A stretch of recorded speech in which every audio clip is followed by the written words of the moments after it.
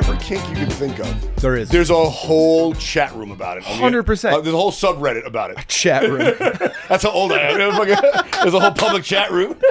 I love it, dude. We need to bring chat rooms back. Remember that shit, son? Yes, we were on dial-up internet back at like AOL, dude. where you just go into it was like a public chat room and just 30 strangers started talking to each other. Yeah, I fucked up every family computer we had. Just by downloading LimeWire porn and fucking everything. My mom be like, I'm going to work. I'm like, yay, jerk off time. But they also didn't, I mean, like my parents didn't know what the fuck, like they're not using a computer. Like, they didn't know what was going on. Like, I could have put a folder on the desktop and labeled it porn. They would have never found it. Dude. You know, like, my dad, this is how, not stupid, because my dad's not stupid, but this is how stuff. dumb they were. Yeah. I remember one time I was downloading all these nude pictures, like Anna Nicole Smith, all the fucking stars. Before she was a drunk slob, I hope. Yeah, right. Before she died. No, this is post-mortem photos. Dude, you really wanted to get into it. Printed up all these pictures. I printed them. Dude, I didn't, and I was selling them at high school. I didn't you realize. Made a little flip book? I didn't realize that the printer in the house was also connected to the printer in my dad's office. Oh, so they're coming out. Printed up all these nude pictures. They all went there. My father was he came home. He fucking kicked my bedroom door off the hinges. You fucking embarrassed me. Blah blah blah blah. I was like, yo. What? Then I was like, wait. If you embarrassed you, does that mean his mom, like your mom, came in and said, "What is all this stuff?" Yeah. And then she thought it was him. No, she hooked it on him. Yeah. Well, they didn't know, so I was like, yeah, no, it was a virus. I didn't even go to the site. Always the virus. Always the virus. Yeah, it was a virus. They printed it out of my house. I don't know how they did that. I think he bought it. I think he bought it. I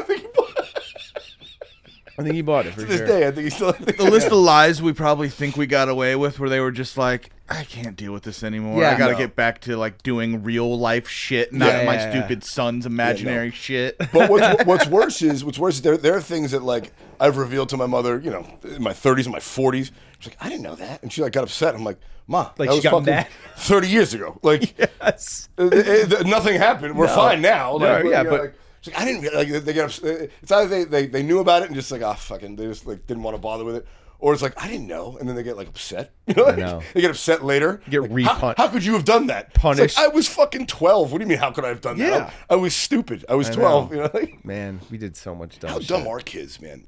This is the thing about it's a new kind of dumb now, which is scary. It is. Well, the problem is that we're supposed to take them seriously. Like when I was a kid, I remember adults who didn't know me could hit me. Like they weren't my parents. Like my neighbor Stephanie gave me a slap, and I told my mother what was up. I was like, hey, Stephanie hit me. She's like, what'd you do? Like, right. Nowadays, like everyone's got to. The kid's right. The kid's right. Kids can be making it up. Kids lie. Kids don't know what they're talking about. They got their own lawyers. It's fucking brutal. You're right. It is brutal. You know what I'm saying? Like you got to tiptoe. Entitlement. You got to tiptoe around the kids, man. Like when I was a kid, it was sit down, shut up. You know. Respect your elders. Yeah. Don't talk back. Yep. Yeah, you're going to cry. I'm going to give you something to cry about. That was one of my favorites. Yeah. Heard that a lot from my dad. Yeah. Stop crying. I'll give you something to cry about. Yep. You want a knuckle sandwich? You want a knuckle I'm like, isn't that just abuse? It's just abuse. You want a knuckle sandwich? Yeah. I remember my sister. Not enough knuckle sandwiches handed out these days. My sister was telling me my older niece like threatened to call the CPS on her mother, my half sister, and I was like, if we would have said that to Mom, she would have just beat the shit out of us. Oh yeah. Till we couldn't talk. Yeah, dude. I was telling my guest last week, the editor of the podcast, Christian. I was like, yeah, they used to kick our ass. Like I would go you get in trouble, get sent to the dean's office. Yeah. There'd be other kids there getting in trouble, and the parents have to come pick them up. And I've seen kids get their ass kicked in the dean's office, in front of the whole school administration. Yeah. Just belt off and whipping them right there, and nothing happened. The school didn't call the cops. Fucking the goddamn school safety officer was there. He's just looking with his hand on his belts, laughing. Yeah. No one's doing anything. It's just a different world, man. I know. It must be tough being a kid, though.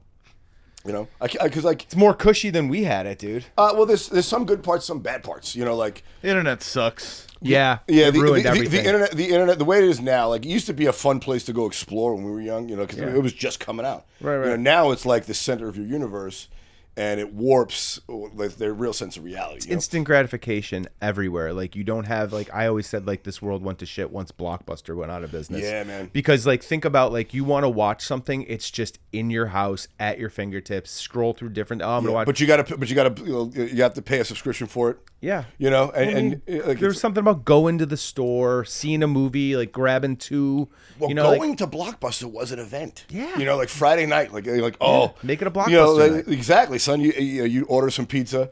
You're like, oh, let's go stop at Blockbuster before we go pick up the pizza. Yeah. And you spend a half an hour just fucking browsing. Yeah. You know, you got out of the house. Yeah, you run into people you know, like, oh, your buddies are there. Like, oh, have you played this video game? No. Get this one. Yeah, I subscribed to Regal Crown Club, the movie thing. Yeah. And I was on the fence about it. You know, I'm like, there's so many shitty movies now, but I'm so glad I did. It's like $26 a month. You can see as many movies as you want in that month. Now what I find myself doing is like, I'll go see something just because I have it, even if I like wasn't planning on seeing it. Just to like disconnect from everything for a few hours. Go old school. Because I wouldn't watch it. I'll be like, oh, I'll watch that when it comes on Netflix. But I know I won't. Yeah. So like just going to the theater. Yeah, I feel like it's kind of like it's $26 a month. Yeah, all you can watch at Regal. All you can watch at any That's Regal good. That's a good deal. across the United States, and you get 15% off concessions. Damn, that shit's right across the street from yeah, here. dude. Do it. It's just go to the website and sign up for it. It's worth every Yeah, penny. ticket there's $20 already. Yeah. What is it right now Exactly. for Netflix? What is it right now for Netflix? Right, it's probably the same. $20 a month. Yeah, that's what I'm saying. It's probably roughly the same. Yeah. and they're 21. not giving you 15% off your own fucking food in your house. Exactly, bro. And then you go to the there's something about going to the movies. Yeah. Like you turn your phone off, you watch the movie. They're all redesigned theaters now, so Brand it's so new. comfortable. Yeah. Like A lot you're of in them a have, I full bet some of them have recliner. liquor. I bet some of them have booze. Yep. If Yeah, you still drink. they all Yeah, do now yeah. for the most part. Yep. They all they're all redoing they all have the reclined seatings.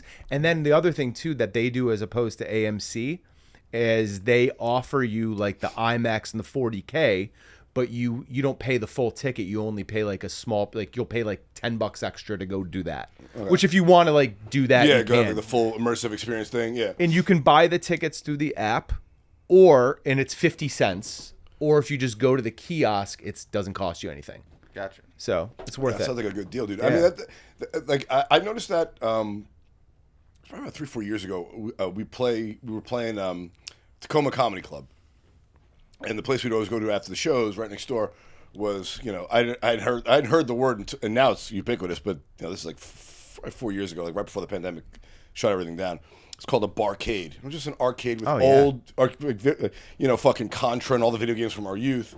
And they sold liquor. I'm like, this is fucking great. Yeah. And now I'm thinking about it, I was like, I bet now if you reopened, like, obviously you're not going to have 1,200 stores like they used to.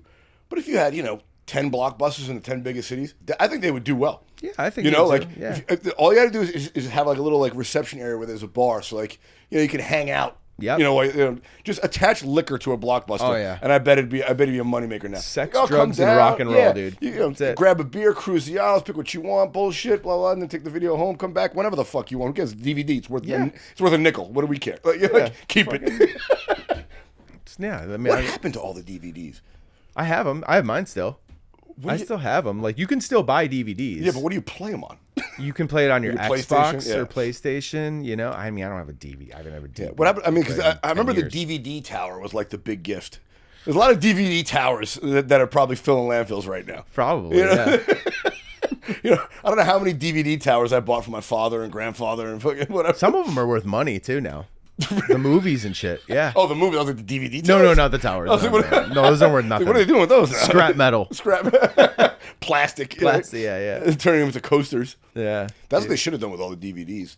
Coasters. That's a good idea. Right? You know what I'm saying? Yeah. Reuse, recycle, whatever that fucking phrase is. Yeah.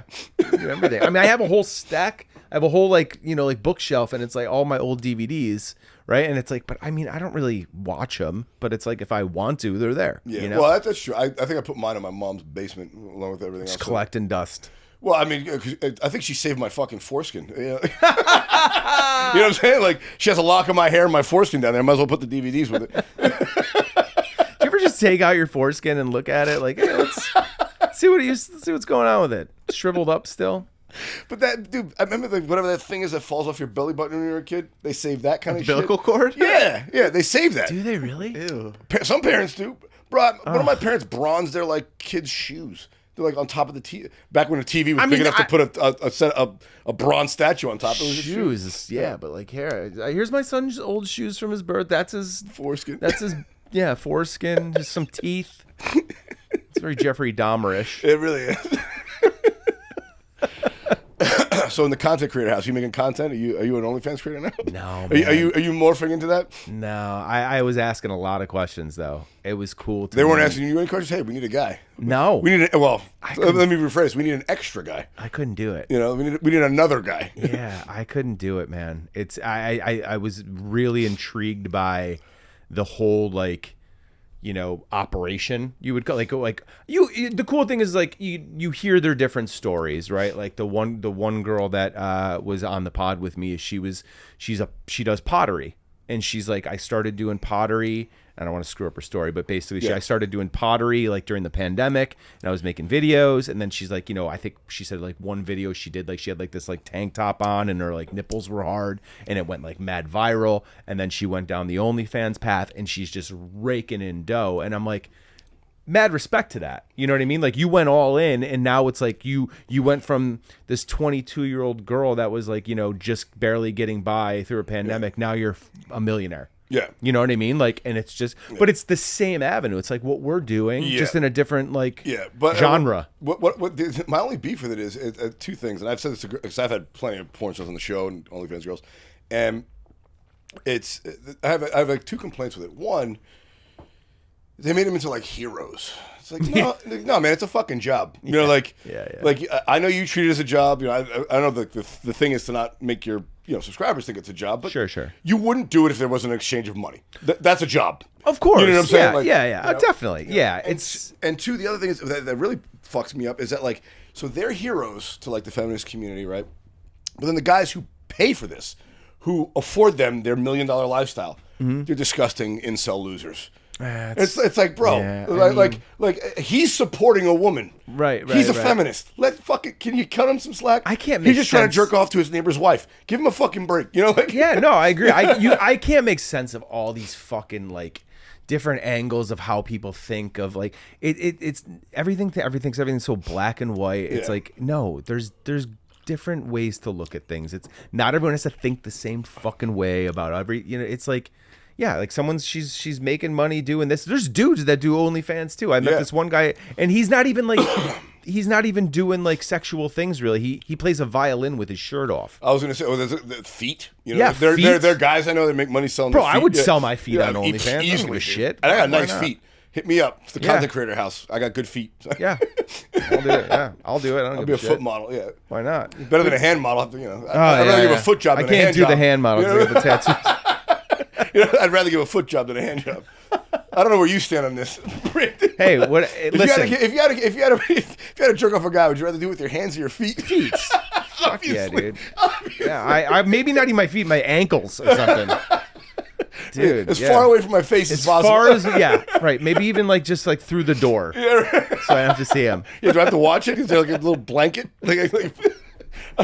It is an insane. I mean, we know the sex industry has been around forever, but it's the oldest profession in the world. Yeah, but just like comedy and stuff, like the way that those things have morphed, it's almost like all morphing into the same idea. Yeah. That's something that I always connect with the guests I have on that are porn stars or OnlyFans girls. Like, it's like we're living an alternative lifestyle. We're trying to make money doing something we enjoy doing. Right. Whereas most people go to work for a job they usually hate. Yeah. And you just feel so lucky that like, oh man, I get to make a living doing something that doesn't make me miserable. I know. Kind of thing. And also it's kind of a night job, like it's obviously not OnlyFans isn't night like strippers, but whenever you're working odd hours, like you and I are free on a Tuesday at 2. Right. The rest of our friends at day jobs, like, what are you doing on Wednesday at 3:00? Fucking working. What the fuck are you doing? Yeah. Like, I was hoping to get lunch. Dude, I gotta fuck this. I gotta fuck 3 p.m. Dinner's around the corner. I gotta fuck 3 dildos for my content.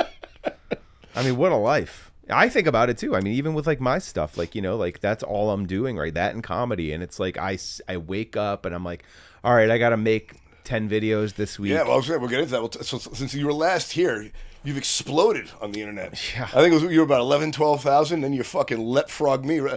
Everyone I have on this, I go in spurts. Like I'm in trouble again with Instagram. I don't get back out of jail until September 30th. Really, dude? For a post from June of 22. Ah, yeah, dude. The algorithm's crawling. It's like, hey, this broke the rules. I'm like, not then. It didn't. Like it was so fine back then. I thought they eased up a little bit. So did I, but they pinched me on this thing.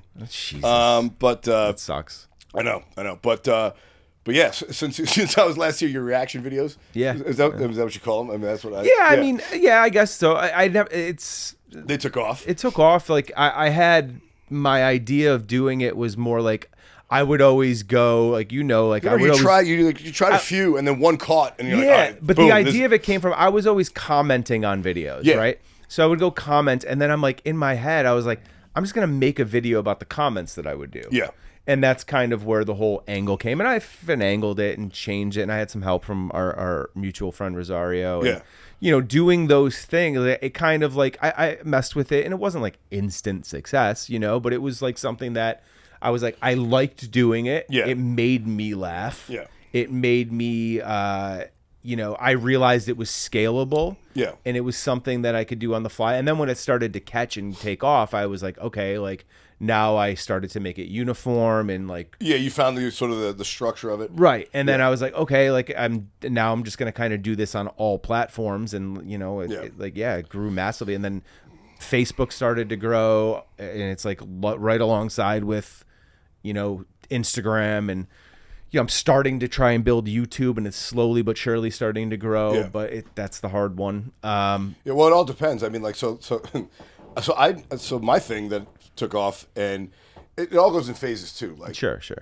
I started, same thing happened. I started, just commenting on posts that other people had in my stories, and people were like, and people were telling me it's funny. I was like, all right, let me post one of them. Yeah. And it was sloppy, it wasn't clean like that, and shout out Rosario, who's like, hey, he reached out to me because that's how we met. Yeah, that's how, He's like, hey, are you on Twitter? I'm like, no. He's like, you should just get on Twitter and do it there. It's clean. Yeah. And that's when I started just doing it on Twitter. So I only use Twitter to make those responses. Yeah. I never check my comments. I never check I don't even know how many followers I have on Twitter. Yeah. I just use it to respond to the things that I was doing on my stories because he was like, hey, it's a cleaner format. You could post it on your own. Right.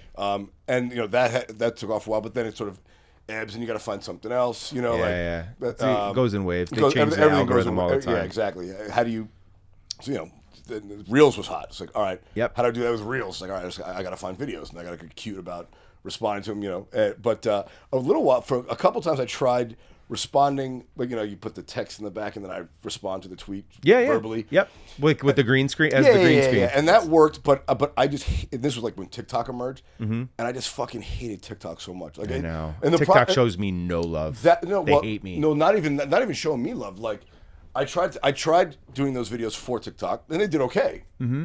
But then I tried to get into TikTok to you have to understand, to be good at the social media platform, you have to be like in tune with what the algorithm's up to. Sure. And they just couldn't figure me out. To this day, I've spent 30 minutes swiping, up, down, left, and right on this fucking thing, like, because my roommates and my friends like, oh no, it's really addictive, and I'm like, everything they show me, I fucking hate. Yeah. I don't know, that Chinese Communist Party algorithm just does not get me. Does not get me. They do not get me. They hate me too. No, I'm saying, but like I don't even like watching what they serve to me. Oh, what I'm saying? Like, they haven't figured out how to get me hooked on it. Yeah. So if they couldn't hook me, so I kind of abandoned it. But you share one video. You share one video to somebody. Send somebody something. That's your whole algorithm for the next week. Yeah. I'm like, yeah. Okay. Some stupid manifestation video I sent to some trick to try and get pussy, and then that's all that's in my fucking feed. Right? I'm waking up fucking. I'm like, I'm buying crystals. You should try to get laid. Yeah, I disagree with the genocide in Gaza, but Yeah. And now all I'm watching is Gaza genocide videos. Yeah, the rest of the week. Free Palestine, sure. Yeah, sure. What are you doing tomorrow at 8? No, man, but I'm happy you found your thing. And the nice thing is to find your thing. You know what I'm saying? Like, it happened to my buddy Matty Chimbor, who's been on this podcast. Shout out Matty. He was another guy who I have like 10 friends who've leapfrogged on the social media thing. Like, how are you doing so well? I'm like, I don't know. I just fucking do this dumb thing. Yeah. And they've seen him try a few things, and he tried something, and it took off for him. Yeah. And then it's just consistency after that, though. Well, then it becomes like, all right, like you said, you're like, all right, I got to come up with something. Like, all right, 3 times a week, whatever schedule you set for yourself. Yeah, I got to fucking. You got to stick to it. I got to come up with something. And it seems like it's like, oh yeah, like I like to. I mean, there's days I wake up and I'm like, oh man, I got to find shit today. Yeah. You know what I mean? Like, well, then you also got to do like the process of putting it together on your phone. It's like, fuck it.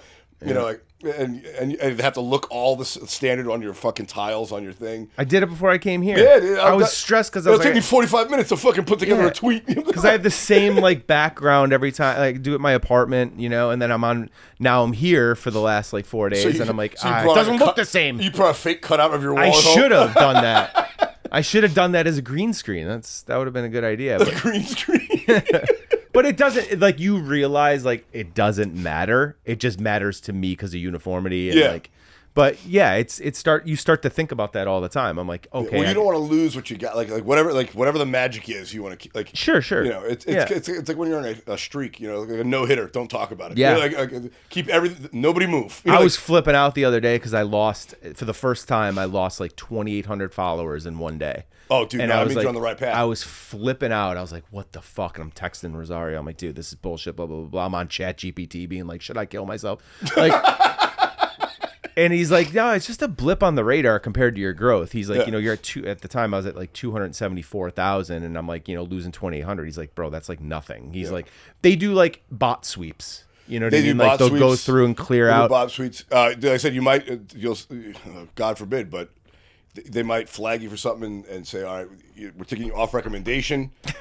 Dude, I was off recommendation for fucking 18 months. Oh, yeah, I remember that. You told me about that last time. They buried me hard. But that's so frustrating. But losing followers for a post, my brother said this to me. He's like, it's fucking good news, man. They're making room for real followers. Fuck those losers. Yeah, yeah. He's like, you don't want. He's like, you want everyone on your page to be with your shit. Sure. He's like, nobody wants. He's like, social media is not.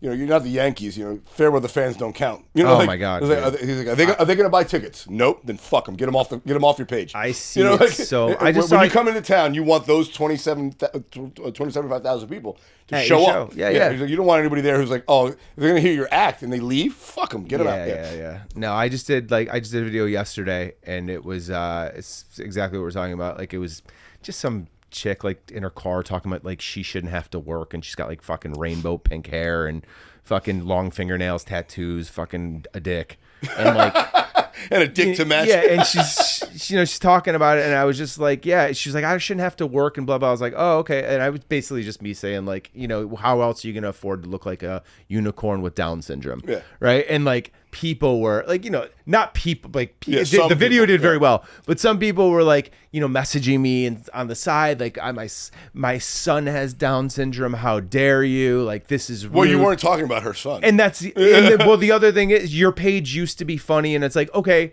that's the thing to me. It was funny when I was making fun of the fat homeless guy. Yeah, exactly. But just because it's something that offends you specifically, it's not funny. But also, it doesn't offend them. You reference something that they know about. Exactly. Yeah. You know, like it's like I know gay people. I don't take gay jokes personally. You know, like my roommate's gay. It's like if you're offended, it's a choice. Like you want to be offended, that's cool, bro. Like whatever. My favorite thing is I've never given offense. You've only taken offense. Exactly. You know. Yeah. Which is what it is. Because I mean, I'll talk about anything. I did this one video. It was an AI video. It was this beautiful like black chick like talking about how she only dates white guys and how they should pay the bill. It's obviously a video that I agree. I agree. Yeah.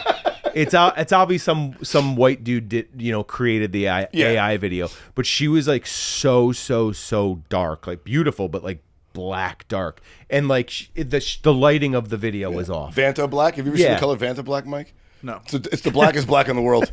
They put it in a BMW once, and you literally couldn't see the fucking car. Like, wow. Yeah. Vanta black. Check it out. So basically, I made some reaction to it about something of like, yeah, like this video would have been like, I would have totally understand this video if they would have turned the lights on for it, right? Like, because you couldn't even, like, all you saw were teeth and eyeballs, right?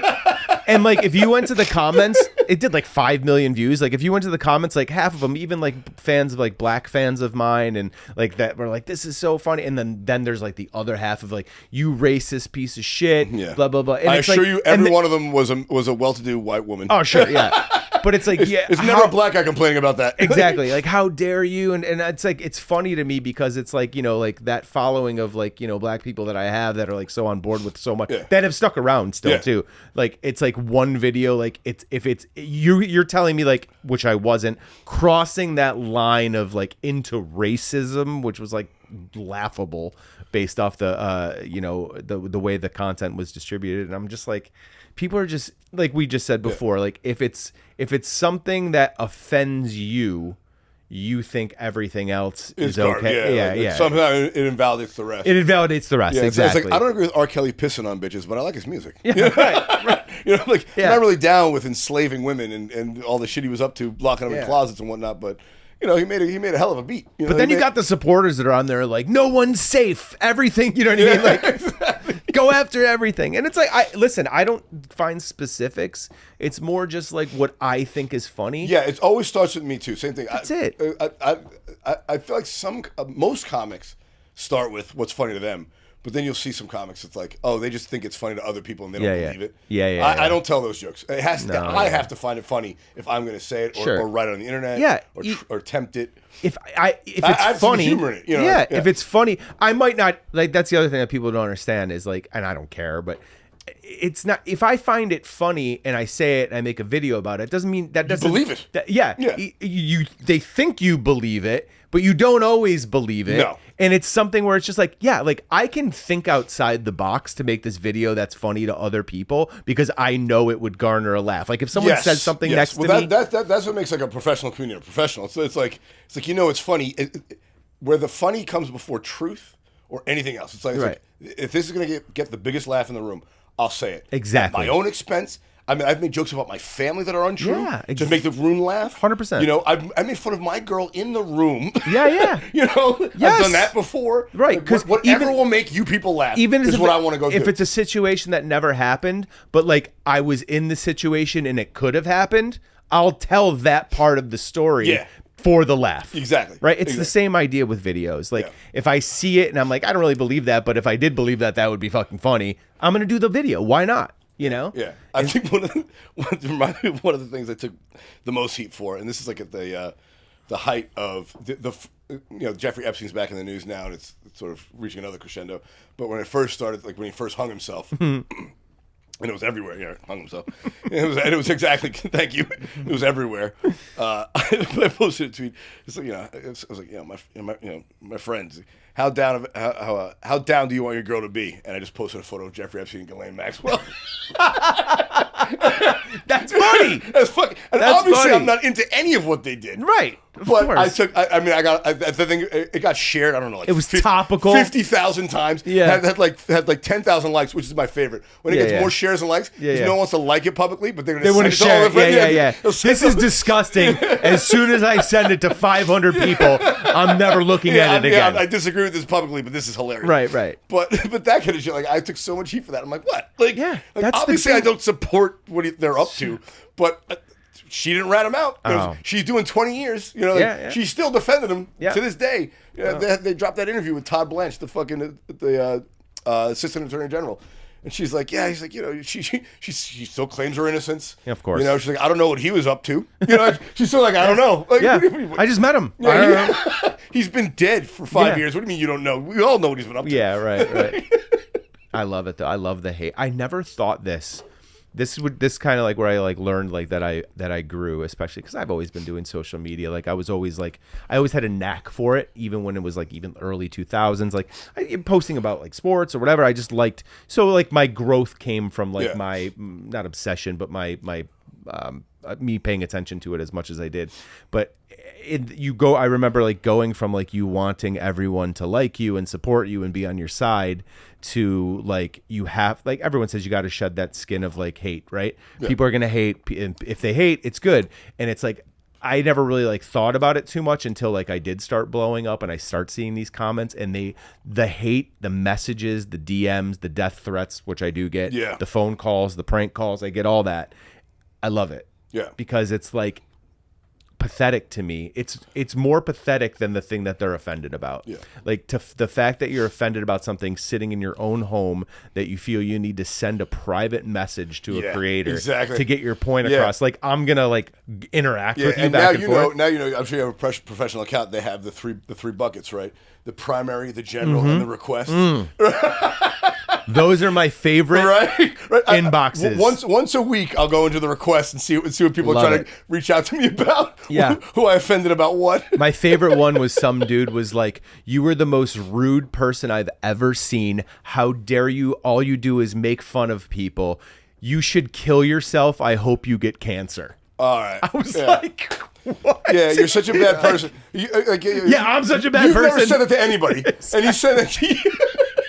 Like, dude, the hypocrisy is the funniest thing Right? to me, and I'm like, wow, man, and I'm like laughing. So what I do is I screenshot those and I just post them as like as fan mail. Yeah, I'm like, exactly. let's check the fan mail DMs, and then it's like it's a good one being like, you make my day. I love your videos. You saved my life. I was like depressed, and all I do is laugh all day. Then the next one is like, kill yourself. Yeah, exactly. Yeah, I thought I was the only one, and then I found you.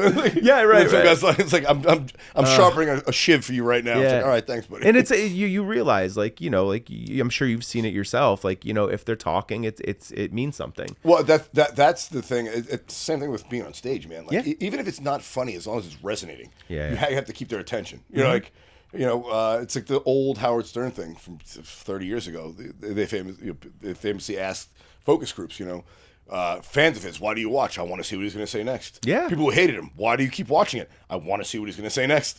Give me those ratings. Exactly right. Give me the ratings. You want eyeballs. I mean, Yep. If anyone taught us that, it's old Donnie Trump. Yeah, right. Like, he's got everyone's brain. Oh, he's the master of that, though. He is. He That's really his real is. genius. Yeah, of course. He could be making fuck the $3.5 billion he fucking made with this stupid goddamn crypto coin. If he just focused on, if he just went to the social media fucking content creator house, Yeah. and really got into it. He was the first social media president, right? Like he's the one that like really like pushed that platform. Yeah, he was the first one that used it as his way to get into office. Right. Like that, his internet fame is what propelled him into the office. Yep. For sure. Yeah, for sure. Now everyone's hoping that he's dead. Have you seen that? Like, I hear that. He might have liver and kidney disease or something. They saw him golfing today. I mean, he's 90 Yeah. fucking whatever the fuck he is. He's gonna die. I mean, like, what is he in his 70s? he's 80. 79. He just turned 79. That's right. No, sorry. We had the military parade, the saddest military parade of all time. Yeah. Oh my god, dude. I saw better military parades at like fucking middle school. Yeah. Like a little middle school fucking dance. 79. I guess he's going to 80, but he does eat like shit. Yeah. Hey man. But a guy like that, I mean, he, fucking. Apparently, they got him hooked on the. What is it? I guess it's not. It's like it's not Adderall, but I remember like years ago, back when he was running the first time in 2016. Somebody had he was doing an interview in his office in Trump Tower, and somebody had freeze framed a thing, and they zoomed in on his desk, and there was a package of benzos or something, like the shit that Elvis Presley died of, the speed pills from the 60s. Yeah. Apparently he had some of those kicking around. What were those called? Quaaludes. Yeah, exactly. Quaaludes. Something. Never did a Quaalude. I've been sober like you have, but never did a Quaalude in my life. But I heard that they were. I do a Quaalude. If I can find a good. I heard Quaalude, they were fucking bangers. Yeah, so long you've been clean now, man. Let's get into that. 10 years. I was going to say, because last time you here, I know it wasn't quite double digits yet. Yeah, 10 years on July 12th. Congratulations. Yeah, man. thanks, man. All right. Yeah, what a grind. 10 years, I remember every minute of it. Yeah. No, it's been good, man. Do you ever miss it? No, I don't. I mean, you always have those little your drug of reminders. choice, I know at the end you got into the opiates. Yeah. But you started out as a drinker, right? I started out as a partier where it was just like you're going Whatever. out all the Yeah. time. Yeah. And I think the opiates managed that hangover. Okay. So that was something where I started to be like, yeah, this makes me, I can double down because I'll be fine because I got these pills, and that's kind of where it. It's always interesting to figure out, because I've, obviously living in Hollywood, working in fucking show business, I have a bunch of addict friends, or former addict friends. It's always interesting to figure out which one got them in the end. Yeah. Because most addicts have done it all. Yeah, the vice. And What's then the vice? then one of them takes a hold of them and they can't get away from that one. Yeah. Because the behavior, it translates into other things. Yes. Right? Yes. I know that I guess you can call it compulsion. Those, it is compulsion. I think that's what it is. Those traits spill into, how do you take that compulsion and spill it into healthier, building things comedy, content. Yes. I buy sneakers. Yeah, I think that's the addiction gene is a compulsion gene. Yeah, for sure. One of my close friends is 20 years now. 20 years, wow. July as well. Good for him. 20 years. His was it's from liquor to drugs and then the women. Yeah. And then he disappeared for 3 days with a hooker. Good for him. What a time. But when he got clean, No, he just snowboards 100 days a year now. You know, like he's obsessive about. He knows that he likes carpentry, so he's like what? Yeah. He's just obsessed about something. Right. You know, so he has to like point that laser somewhere that isn't something that's going to damage his life in the future. Right. Yeah. So. And that's what you got to do. I mean, that's and then things that like I was that way with I am still that way with like working out. Like I do it. I started CrossFit when I was like, in 33 years old, like 2013, 14. And like, I loved it. Like, it was like the community. It was organizational. Somebody had to be every night at 4 o'clock, whatever it is. Yeah, it had to be. Exactly. You had to be there. Everyone was supportive. It was almost like AA in workout form. Community. And then the thing though about that is you have that mental hurdle of like, okay, like injuries come with that. And then you're like, oh, if I can't work out because I hurt my knee or I can't work out because I hurt my shoulder. Like I just found myself being like, okay, well, I'm just going to go. Yeah. I'll just go to the gym and be there so I still feel like I am doing part of it. Yeah. Like I'm showing up. You show up, right? Yeah. Like, because there's always something you can do, right? Like I can go if I have a bad shoulder. Like I had shoulder surgery 2 years ago just on a torn labrum, and I was in a sling for 2 weeks. Couldn't do much. I just I walked to the gym every day and just rode the bike for an hour. Yeah. Something in a sling. Yeah. People are like, oh my God, you're so inspirational. I was like, no, dude, I just don't want to sit home and fall into doing heroin again. I'll come ride the bike. Yeah, it's either the bike or a needle. I'm trying not to go back to a 28-day program. Exactly. I don't have insurance anymore. I'm fucked. So it's just your buddy snowboarding. That's like that's all that is. So the Content House. Have you created anything while you were out there? No, I just like JJ and Che. They do their podcast out there. They're they come out for 2-week stretches. They film like 16. You gotta introduce me to these guys. I'll go on their podcast, talk some shit. Yeah, man. I'm sure they would love to have you. I'll lay a few bars down. Yeah, and I came down. I went down there yesterday. I was there. I got there like 11 a.m. and I didn't leave till like 11 p.m. It was just like it's a beautiful house, man. Like a fucking pool. Does anybody stay there? Just the guy who runs. They do stay. So they basically what it is like people come in from out of town. They stay there for a couple weeks. Yeah. They do they wake. It's almost like real world. Like you wake up, you record everything, do your and they're doing podcasts, they're doing sketches, they're doing their editing and all that stuff. And then they, next day is the same thing. Everyone's all about making money there. I know. Isn't that's so different than the East Coast? Because I feel like East Coast, a place like that called a flop house. It's like right. It's like where you go to get crack and a hooker. It's like the exact opposite. Like, hey, we're trying to make money and build a community and build an online presence. Like, we're trying to do drugs and fuck each other here. Like, right. To each his own. Hey. Well, it's just a bunch of people coming in from out of town randomly. It's like, we called those crack houses when I was a kid. But you stay for a couple days, you have some fun, then you leave. Oh, crack! But if they had a camera, he'd have got plenty of content. Right? Yeah, exactly, dude. Yeah, let me show you how this glass pipe really works. Think about how much content was lost before the cell phone camera, dude. Think about how much content was around, like in the '80s, that nobody filmed. Like, you know what I mean? Like the funniest moments of my life were are still just shit me and my boys were doing back on the street. Dumb shit, goofing on each other on the stoop or whatever. Like talking shit. People recreating jackass stunts before cell phone cameras. Oh, yes. There's no one taping them, just smashing themselves in shopping carts. Oh. Dude, we used to go bridge jumping. Did you ever do that? What, like try to kill myself? No, like just go to like I'm from Buffalo, New York originally. We had this there was this little suburb there that had this like the Campbell Boulevard Bridge. It wasn't like some super high bridge, but it was right over the Erie Canal, and we would just go there and just like park the cars, like walk up the side, walk over the bridge, and just take turns just jumping into the canal. How far was it? Dude, I mean, it was high, but it wasn't like, where you would obviously kill yourself. You know what I mean? But like, only a couple of us died. we would do it where we would like, and then you get like more risky. You're like, okay, that truck's coming. I'm going to run across the street when it gets there and just fucking free fall over the bridge. And I look back and I'm like, yo, what the fuck were you doing? That is insane. One time we were with these chicks at like a high school party, and we were telling them that we would do that. And they're like, oh my God, like we want to see. And we're like, dude, me and my buddy Jim are like, yeah, let's fucking take them. It's like October, 45 degrees outside, and we pull up along the side of the road in the middle of the night and jump off a bridge. Like, what the fuck were we thinking? I mean, when you're young, you do some dumb shit like that. Dumb shit. When I was a kid, so I was like, but that's content now. No, it is content. That's content. Now that counts. Yeah. I was must be like 9, 10, 11 years old, so like 4th, 5th grade. And it was like me, my buddy Daniel James, this black kid who lived across the street, and then this white kid whose dad was a cop, like Eric Mellon. We would just like... Wait a second. You had a black friend and then a white friend named Erica Mellon? Eric Gamelon. Oh. Eric Gamelin, and his dad was a cop and a crooked one at that.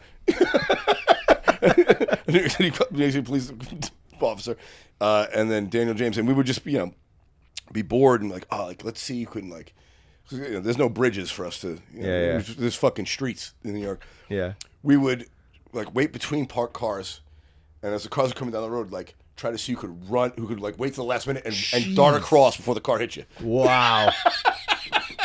Wow, I swear to God. The real Iron Man. Real stupid. The real Iron Man. Until Daniel James got hit. And then yeah. And then we were like, all right, no one called the cops. The guy jumped out of the car. Yeah, because he was the black kid. Yeah. That's why no one called the cops. Probably. All the friends were like, that's 10 points.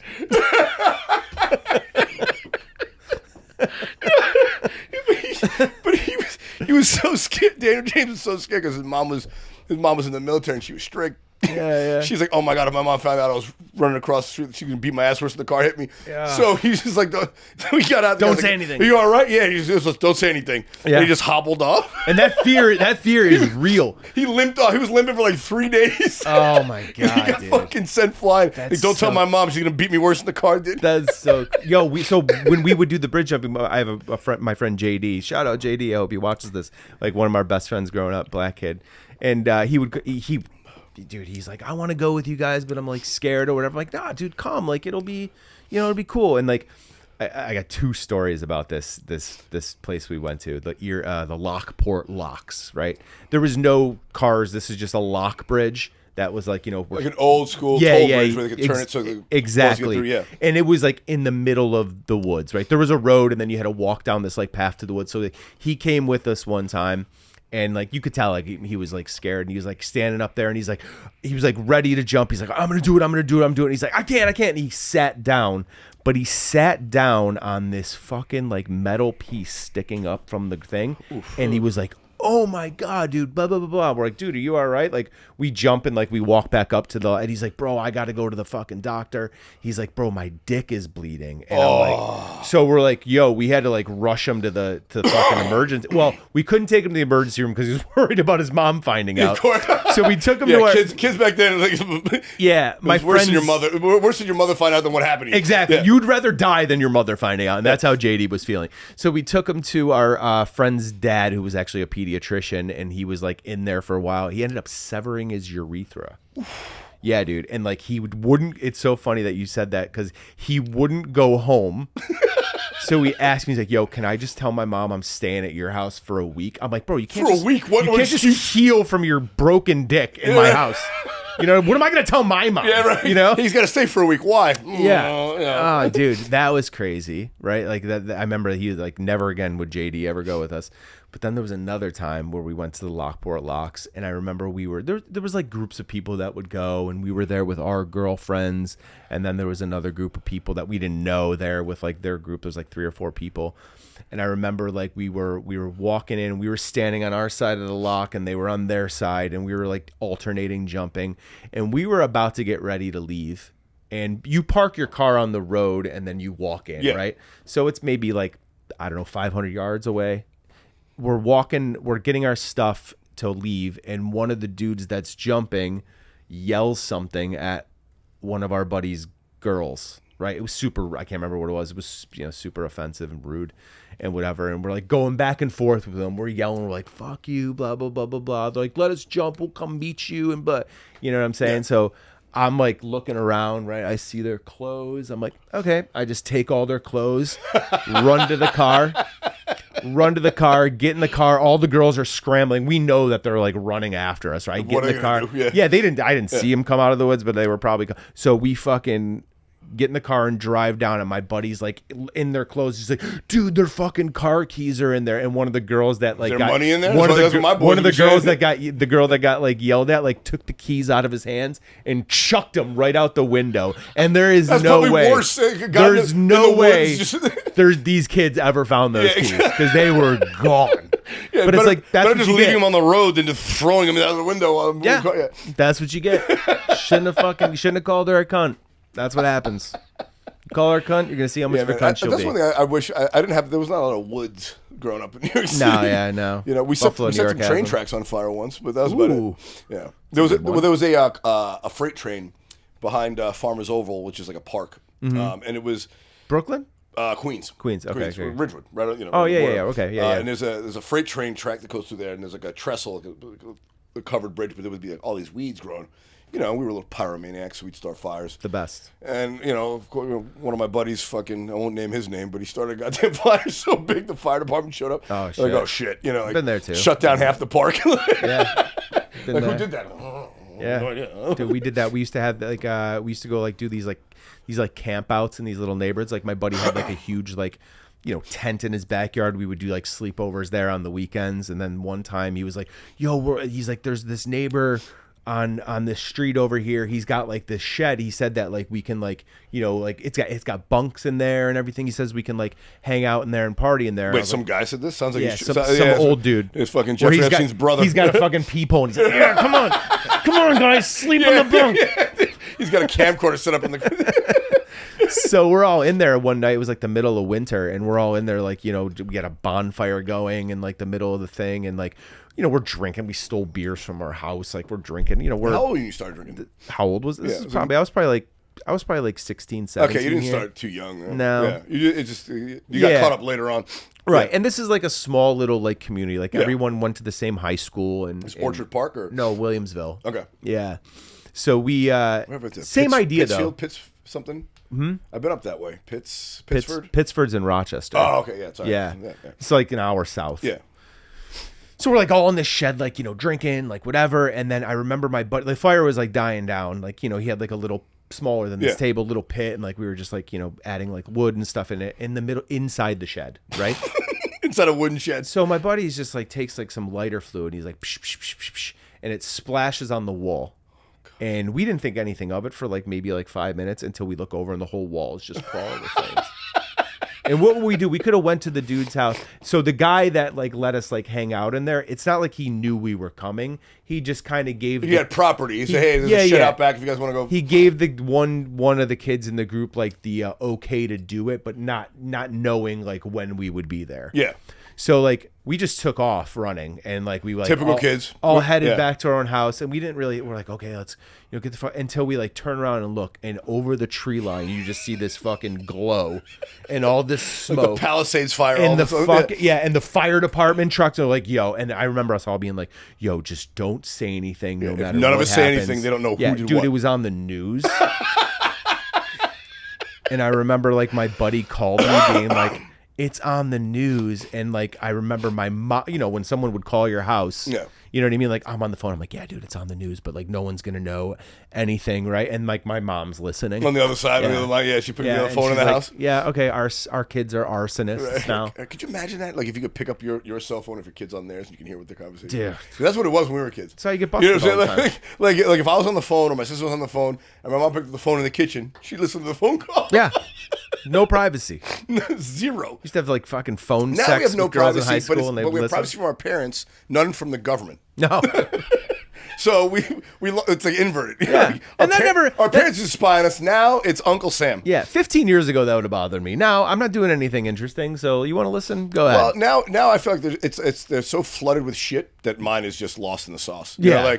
know, in fact, I've said it before. If I'm important enough that they come after me for something I've said, that means I'm important. You know, like I'm waiting for the day. Yeah, you're like, I'm going to jail. This is awesome. Right, I'm about to become. I famous. made it. Yeah. Like I'm really fucking famous. I made it. Oh man, you know what I've been watching lately, dude? 60 Days In. Oh, you dude, ever watch that? I've caught a couple episodes. Dude, you ever watch it? No, bro. I'm obsessed with this show. Okay. Because you just brought that up. I think you would be the perfect fucking candidate to go back to go to prison. Dude, it's insane, right? Like they take, and there's been like 9 seasons. I don't like the way it's filmed because it's filmed like a reality show, and like something will happen. Then HBO should have done it the way they did Taxi Cab Confessions. Yes, right? And then it'll like cut to commercial, and when they come back, they repeat what they did. Yeah. But I mean, if you get past that, like the general like idea of the show is fucking wild. They basically like the sheriff of whatever they did 9 seasons of it, whatever, you know, jail the sheriff is running. Yeah. He brings in like 7, like one time he had like all former inmates that have been clean for a while. I watched like one season where there was a guy who had been in and had been out for a decade and went back in, and within like weeks became the shot caller. He was like running the prison. Like, what the fuck? And then they were like, we gotta get him out of there. He's gonna kill somebody. And then there was the one lady that did like maybe like 3 years in jail, and she went back in and she was like, I can't fucking do this because I'm having that like those flashbacks of having to become an inmate again. That aggression's coming back. You see the mental like wear down. You see like, and they did the former inmates. They do regular civilians. They just have regular people that think that they can do it. I haven't done any real time. I'd love to know if I could be. I think I'd be. I feel like I can do a year. Maybe 3. Anything more than 3, I'm pulling a Jeffrey Epstein. I can't. I'm gonna have someone kill me. You can see like the scariest thing is like, so they really arrested. The only people that know about it are the sheriff and the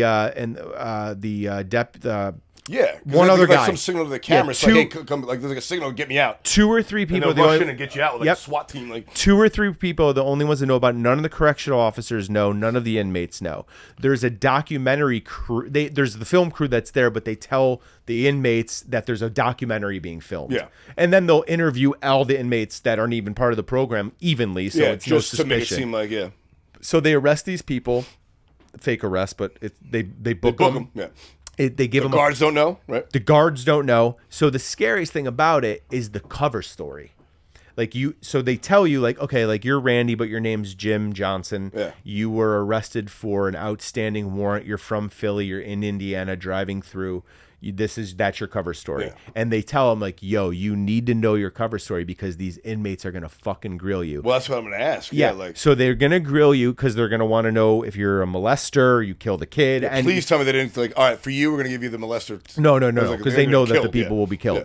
So the scariest thing, like you see some people like in the beginning, you're like, this dude's not going to fucking make it. Right. And that's how these dudes fail is like during the cover story part. Because the inmates come over, they want to accept you, or they want to see if they're going to accept you. So they start asking you all these questions and you're watching this dude being like, I'm like, why the fuck would you say that, dude? He's like, yeah, dude, I got a warrant for running a stop sign on I-65. And like the 2 inmates look at each other and they're like, he's like, there ain't no stop signs on I-65. Also, they're not gonna, and then it's like, what are you? Yeah. Then what are you in here for, bro? And then you see him just walk away, go into the room, and like the whole place is like mic'd up, and there's cameras everywhere, and you hear him talking to the other inmates. He's like, this motherfucker's a liar, bro. Yeah. They're like, yo, touching kids. What are we gonna do about it? Yeah. And then you're like scared for this dude for the rest of the episode. I'm like, and then you see him like within 2 episodes, he's giving the signal to get me the fuck out of here. Yeah, exactly. But yeah, it's a wild show. How long do you think you can make it in a 60? You think you can make it 60 days in?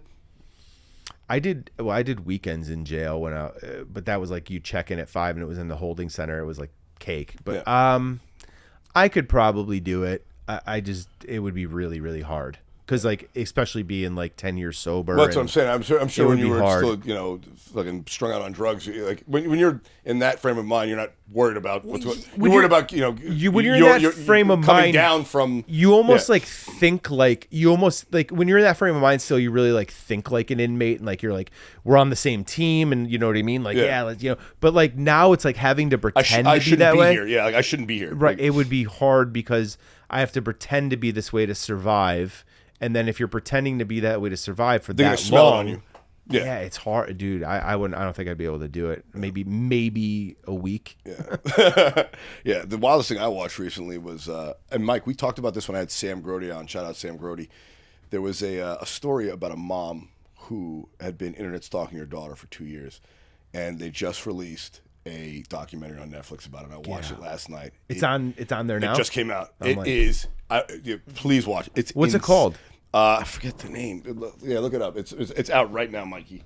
But this woman, for 22 months, tortured her daughter, her daughter's boyfriend. The girl her daughter's boyfriend started dating after he dumped her because of these harassing text messages. What happened to Lauren and Kendra Licari? Is that it? Yeah. Damn, bro, I'm gonna watch that. I love a juicy doc. Yeah, dude. And let me ask you a question. Do you think that the mother and daughter still talk? Probably, because there's psychotic people out there. I think it's called Unknown Numbers. Yes, that's it. Unknown Numbers. All right. Unknown Numbers. Dude.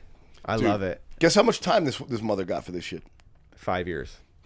18 months. Jesus. 18 months. And she was allowed to talk to her daughter the whole time. In jail. Yeah. Where was it? What state was this in? This was in Beale City, Michigan.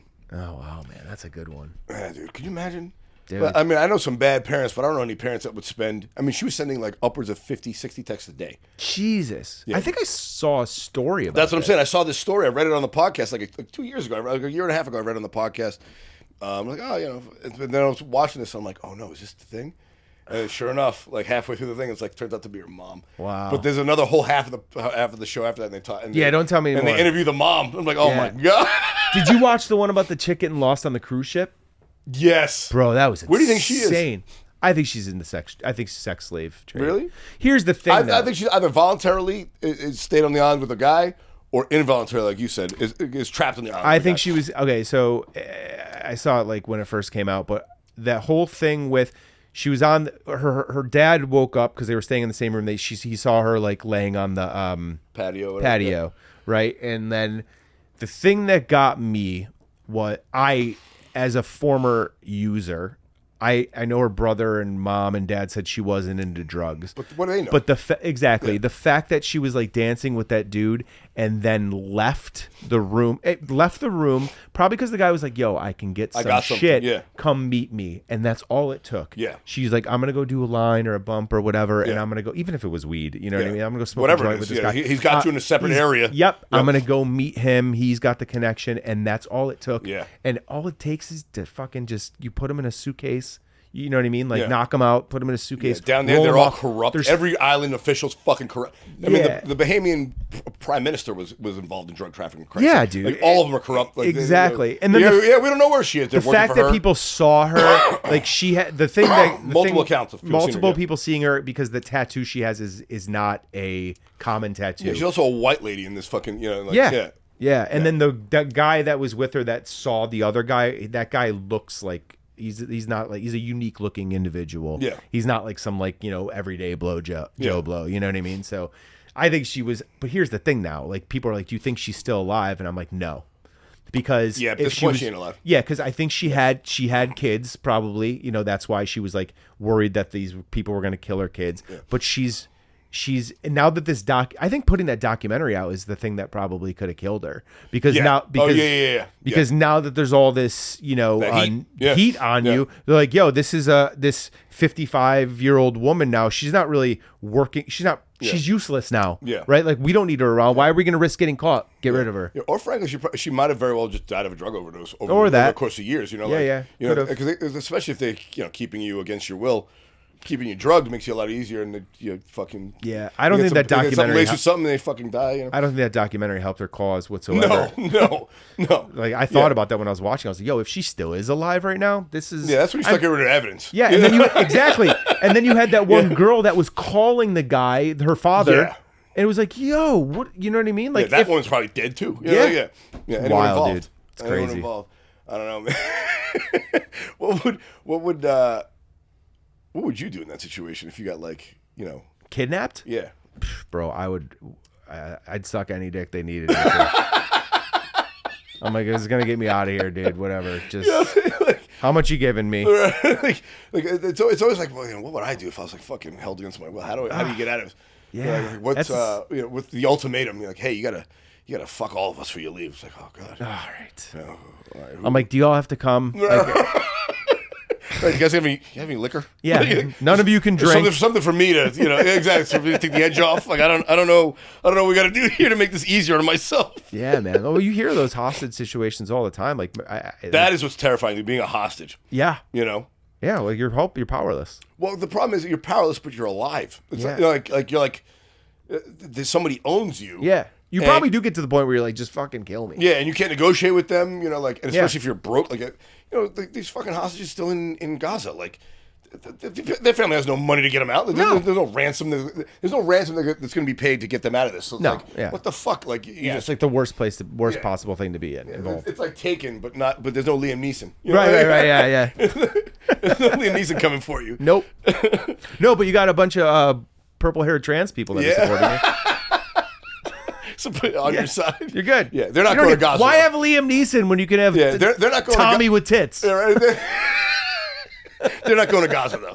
No, they like to advocate from very far away. Very far away. I don't Greta tried. What's that? Greta tried. Greta went? Greta She Thunberg. tried. Oh my God. They should, you know what? They should have let her go. The Israeli army stopped her. That's so funny. They should have let her in. Should've. Because Hamas would have absolutely, if not killed her, kidnapped her and held her for ransom. She could have just taught him about climate change and everything would be fine. She could have guilt tripped him into it. Yeah. Do you guys know why it's so hot You here? guys understand why? I know you guys are worried about, keeping your, eating, but, the global temperature's risen by 1 degree Celsius. Like, I think you guys having a food shortage. I know you're worried about eating. Overrated. Overrated. All right, let's get into a little news before we get you out of here, buddy. Some news for the week. Oh man, I have some real interesting ones. Let's do it. And here's a question for you. You seen anybody right now? Kind of, yeah. Okay. Yeah. Is it been popping in your DMs since your shit blew up? It's I mean, the person that I'm seeing isn't from that. It's somebody I've known for a long, long time. What's his name? The DM thing kind of freaks me out a little bit. Yeah, because you don't know who they are. Yeah, you don't know who they are. You don't know motivation. Like it's when you get to a certain level of growth, and you're like, man, this. Well, then it becomes fast and loose. Like, yeah. At some point, like I feel like when I crossed over like 30,000, I was like, "There's no way I can answer all this." In my head, I was like, "If you DM me and if you follow me, I will respond to you because I just appreciated any of the love I got." And then somewhere around 25 or 30,000, I'm like, I can't even do that. Yeah. So like, unless I know you personally, then I'm not responding. Right. That's what I start using the primary box to general. Yep. And then Thank God they have those. Yeah. boxes, Fucking yeah. It's super like I mean I feel obviously feel At bad. your level, what do you have? Like 5 times what I have? I mean, I get inundated. It was just no way to keep up. Yeah, I feel bad for women obviously because they go through way worse than men do. But how nice would it be if a lot of hot chicks were like, "Hey, just show me your cock." Yeah, like, you'd be like, I feel pretty good about myself. You don't have to respond. But it's nice coming in. It's nice coming in. Women act just like men in that realm. Like I mean, I've gotten some pictures and so I'm like, and everyone's like, "Oh my God, that's awesome!" Like, not all these chicks are smoke shows. Yeah. Like, but it's like they're very forward. They're these women in their 50s. Like, what are the 50s? 50 years, 60 years old, like what do they have to lose? Yeah. Like they're like, this guy's good looking, he does videos, here's a picture of my fucking wrinkled ass. Like they don't care. You know what I mean? Like, but it's like I'm not like sitting there being like, oh my God, like I can't believe this is happening to me. But it's something where it's just like, like the DM thing. I can only imagine if it's happening to like you're saying, if this is happening to me, a decently attractive woman must be getting just horrible things. Oh my God! I couldn't even imagine. Oh my God! Yeah. I was asking the OnlyFans creators that about like how their DMs look. They're like, it's disgusting. Yeah. Like it's frightening. Yeah. I don't trust men. Yeah, it's wild. All right, but speaking of women, here's an interesting stat: 72% of people say they would pick their partner over $1 million. In a recent study done by one poll, 72% of people said they would rather keep their partner than take $1 million in cash. It asked over 2,000 U.S. adults how much they value love, and most said that no amount of money would replace the emotional bond they have built with their loved one. The number jumps even higher among older couples. 81% of baby boomers choose love over money. I'll tell you right now, any girl who I date would tell me to take the money. You know what I'm saying? That's the kind of I want a fucking smart. Like listen, I know you love me, but it's fucking $1 million for Christ's sake, like. Throw me $250, take $750. Well, fucking, I won't be mad about it.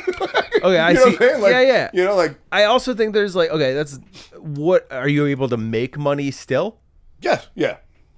I mean, I think I would stick with the partner. I hate to sound cheesy. It's just think about it though. Like, I mean, but you still haven't made $1 million. I haven't. No. Yeah. I know, but I mean, $1 million isn't really that much anymore. It really isn't what it used to be. That's the problem with that. They didn't adjust for inflation. Exactly. Yeah. $1 billion? Yeah, right. Bye, bitch. $1 million. $1 million doesn't do it. $10 million. Fucking, yeah. $10 million. I'm giving you my foot. Yeah. I mean, I guess that really maybe doesn't surprise me. Yeah, but it's funny that 72% of people said they would rather take the $1 million, but 60% of people end up in divorce. Yeah. So it's like, wait a minute, that's bad. So only 12% of you should actually take that deal because it means you still love your significant other enough to stay with them. Love math. The other, if 72% say they take the money, but 60% get divorced, that means only 12% of you are right. Right. So the other 60% should take the fucking money. Yeah. You know, it's just numbers at that point. Yeah. You Okay. know? That's good. But That's good angle. I mean, I've also that's the other thing too. I've also said this 1,000 times, man. It's one thing to like the hypothetical. If there's a fucking duffel bag of money on the table in front of you, if there's a pallet right with $25 million, it's like, oh, would you kill your mother for $50 million? No, I wouldn't. It's like, all right, let me put you in a room with $50 million and let you show you what it looks like. Here it is. What about your mother-in-law? No one will know. Yeah, mother-in-law, exactly. No one will know. You know, like, kill this homeless person, you get this money. It's like, I'm not gonna get in trouble. No, it's like, I'd kill him with a knitting needle if I. You know what I'm saying? Like what? Like that's so much money. You know, like people don't understand, like it's hard. It's one thing in concept, but when you show up with like the real deal. That's why I like. I've always said you never really know anyone until you see them under pressure. Oh, that's true. You got to put them under pressure. So that's what we're not to go back to the 60 days in thing, but that's how that is. Yeah. You don't know how these people will act until they're under the pressure. Like you can have that cover story fucking straight. You could say it in the mirror 1,000 times, and then you're under pressure. You'll forget everything you rehearsed. You'll see you'll see tough guys fold, and people are like, how did he survive in the wilderness for 3 weeks alone? Yeah. It's like.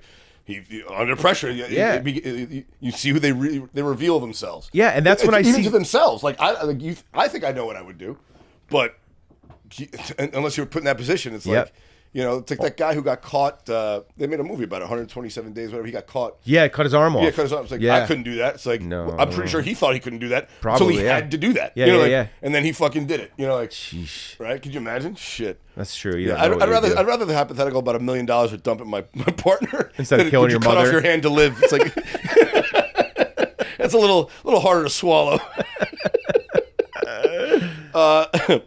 This is interesting. ChatGPT was asked to list the best human experiences, and the answers were pretty surprising. So number 1, the best human experiences. Let me know if you agree with this. Dating into a rich family. That's really? ChatGPT's number 1 answer was dating into a rich family. Best experience or best human experiences. I don't know about that one. Well, it says the connection one has by having zero emotional bond, but knowing your partner's parents have $50 million $50 million villa in Ibiza is nice. Number 2, buying bottles in San Tropez. Disagree. Buying bottles anywhere is always the biggest ripoff. Yeah, it's what, $400 for a bottle of fucking in San Tropez, it's probably $4,000. Yeah. Yeah, really. This number 1 floored me. Sexism. Top human experiences according to ChatGPT. Sexism? Being sexist. Wow. It says specifically seeing a funny, offensive meme with a little like on the bottom from your crush, so you know their sense of humor is the same as yours. Oh, okay. I like that. I like that. Yeah. I like that. That's a very overlooked thing. Like a girl that has the same sense of humor as you and understands your sarcasm is like. Yeah, you can't put a price on that. Dude, that used to be my move when I was single before I was a comedian. First date, always at a bar, right? Because you just get some drinks or whatever, coffee, something that's 20 minutes, like 20-minute intervals, right? Yeah, half an hour intervals. Like, oh, go out for a couple of drinks, right? That's 1 hour, right? If I don't like you about a second drink, I get the rest of my night, right? Yep. But if that goes well, it's like, all right, cool, Second date, take him to the comedy club. Yeah. To a comic that I want to see. One, because I'm going to have a good time because I want to see this guy. And I want to see how she's going to react to Jim Norton's act. Right. Yeah. Smart. It's smart. Like if she's not laughing at him, then we're not going to. She's not going to like me. Yeah. So that was a big move of mine. My move was like, hey, come over and watch Goodfellas. And Your move was chloroform. I'll start fingering you in the middle when it gets boring. Goodfellas. Yeah. Let's go watch Shawshank Redemption. A nice 4-hour movie. Schindler's List. Something light. Yeah. Something light. Number 4, making fun of the poor. That's cold-blooded. What's ChatGPT? Is that your account? No, this is from the internet, dude. Reddit. It said the spiritual awakening one gets when they realize how enjoyable it is to make fun of those that are less successful. Oh my God, that's so funny, dude. That's fucking that's got to be an American ChatGPT. Got to be. Yeah. And then the other one, a small cap private equity, the financial reward of buying a cheap company and then flipping it for 10 times what it's worth. I mean, yeah, fair. Who experiences that? But the sexism one really rung true. That one, it's not really sexism. It's really just, finding out if your male or the one you're interested in has the same sense of humor. Yeah. I think the marrying into a rich family thing is fucking. Oh yeah.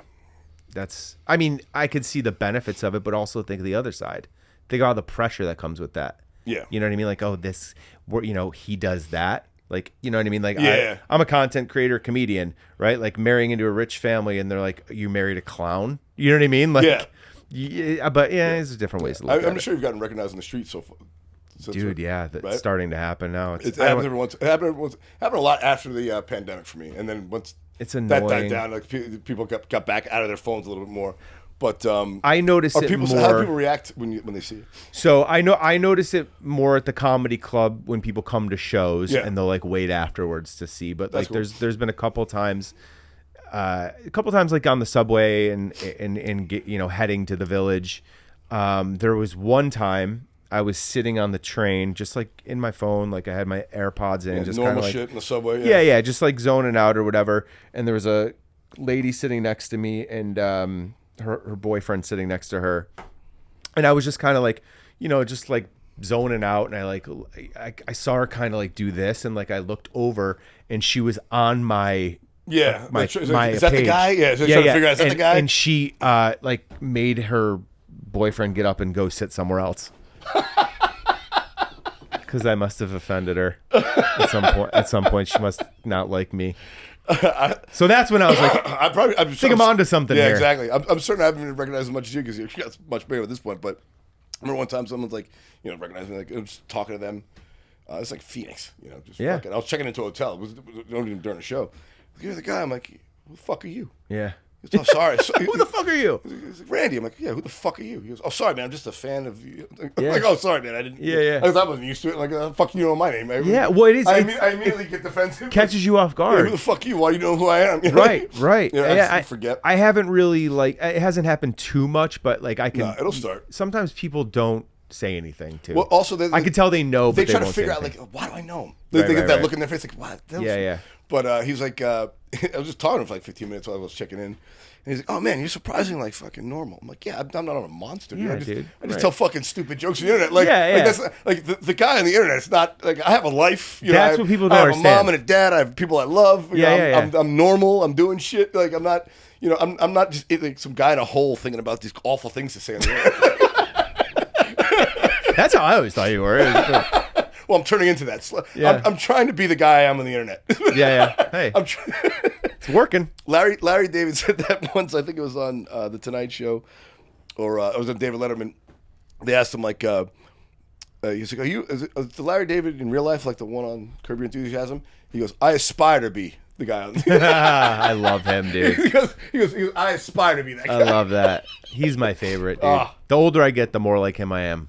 Oh yeah, well the last thing I saw him do, somebody asked him. He was talking about he's like, I've been with my wife for almost 10 years now. It's good.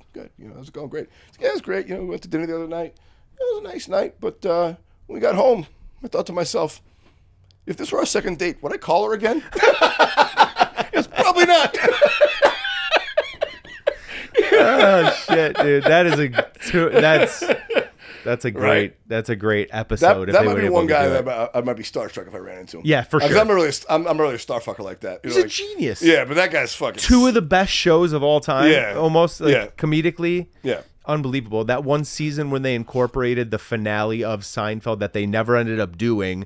Into the Curb season to make it. It was unreal. Yeah. They literally filmed that pilot or that episode for that reunion show that was filmed for Curb with all the Curb characters was legitimately going to be what the Seinfeld reunion episode was going to be. Because they already took heat for that Seinfeld, for that final one where they stepped on the Puerto Rican flag and blah, blah, blah. Yeah.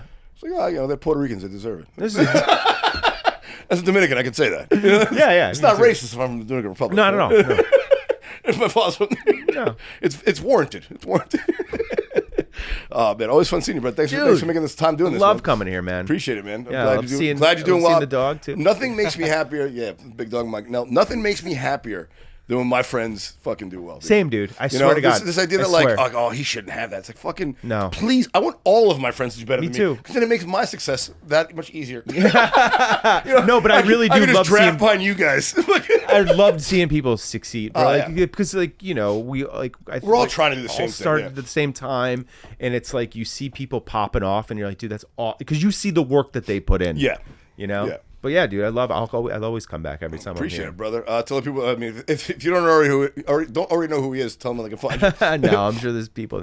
Instagram, Facebook, TikTok, X, Twitter, whatever you call it. It's all at Brandon Trusso. My website is brandontrusocomedy.com. You can request a city that you want me to perform in. I have a special dropping at the end of next month. No shit. Yeah, pretty pumped about that. And then maybe a little sooner too. And then, I'm going to start some tour dates soon. Sweet, so I'll dude. be back. You gotta let me know about those. Man. Absolutely, bro. If you're on the Southwest, I'll have you on some of the shows. Fuck too. yeah, buddy. Yeah. Have a good time. And you still in New York? Yeah, still in New York City. You still at the Pair every now and again? Still in the Pair, like on the weekends. I'm generally there. That's the secret kill box in New York. Go to the Grizzly Pair. That room is it's a little kill dungeon. It's so much fun. Yeah. Thanks so much for doing it, man. Dude, Appreciate thanks for having me, man. Yeah, Love man. it. Obviously, you can follow me at Randy Valero. Follow the podcast at Ready Set Blow. I forgot to say it at the beginning because we got right into it. I didn't know Brandon was going to be in town, but I made it happen. Love you guys. Check you next week. Peace.